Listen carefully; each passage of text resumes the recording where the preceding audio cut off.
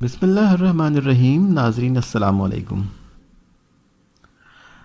محترم ناظرین، 10 ربیع الاول یوم عقد رسول اللہ صلی اللہ علیہ وآلہ وسلم اور جناب ام المومنین حضرت خدیجہ الکبریٰ سلام اللہ علیہا ہے.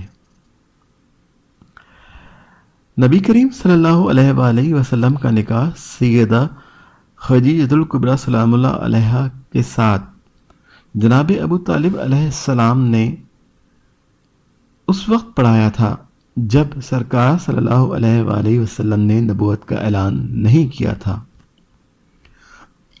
اس وقت نبی کریم صلی اللہ علیہ وآلہ وسلم کی عمر 25 سال تھی اور یہ نکاح اعلان نبوت سے بھی 15 سال پہلے منعقد ہوا تھا. حضور صلی اللہ علیہ وآلہ وسلم کے آباء و اجداد کو یہ پتہ تھا کہ وہ عظیم الشان نبی صلی اللہ علیہ وآلہ وسلم ان کی نسل سے آئیں گے اور حضور صلی اللہ علیہ وآلہ وسلم کا نور ان کی پشت میں موجود تھا اور پاک اسلاف سے پاک ارحام کی طرف منتقل ہوتا رہا.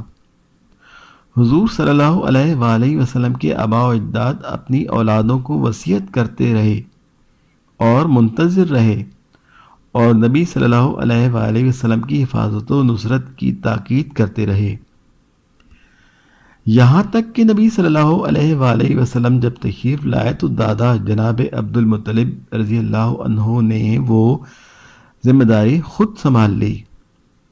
پھر 8 سال کے بعد جب ان کا وقت انتقال آیا تو یہ ذمہ داری اپنے بیٹے جناب ابو طالب علیہ السلام کو سونپ گئے. کیا مقدر تھے جناب ابو طالب علیہ السلام کے. جناب ابو طالب علیہ السلام ایسا نصیب کس کا جو 42 سال سرکار کی حفاظت و کفالت اور نصرت کے کرتے رہے.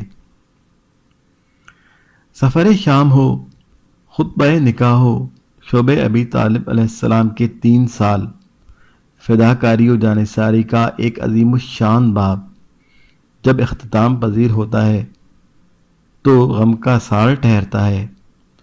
حضور صلی اللہ علیہ وآلہ وسلم کے آباء و اجداد اور گھرانہ ہی ابراہیم کی تعلیمات، مذہب اور توحید پر قائم تھا.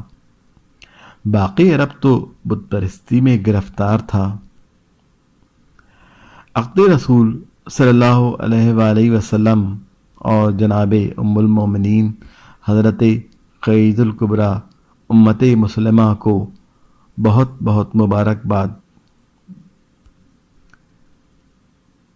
اللہم صلی علی محمد و آل محمد وعجل فرجہم ولعن اعدائہم اجمعین.